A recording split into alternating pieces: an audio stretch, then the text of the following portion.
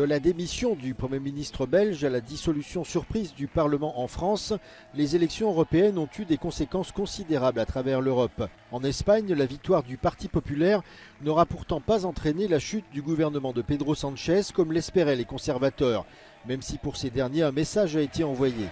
Estamos, por tanto, hablando de una victoria inapelable, una victoria clara y aplastante. Malgré le succès du Parti populaire, Pedro Sánchez a réussi à maintenir sa base électorale et devient l'un des rares partis au pouvoir à avoir survécu à la vague de changements lors de ce scrutin. Pero es verdad que nos conjuramos, ¿no? con una máxima que resistir también es una forma de vencer. Pedro Sánchez a encore 3 ans devant lui et n'envisage pas de convoquer des élections anticipées. So far, we don't have any more elections in Spain until 2027, and from the institutional perspective, nothing has changed. The Spanish parliament is still there.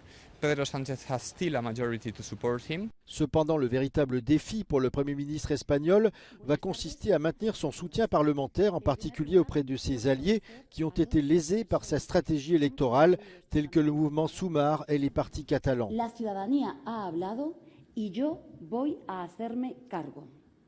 Por ese motivo, he decidido dejar mi cargo como coordinadora de Sumar. La compétition électorale entre les socialistes et ses alliés au Parlement a déjà bloqué plusieurs initiatives et a récemment empêché notamment Pedro Sánchez de faire voter son budget général.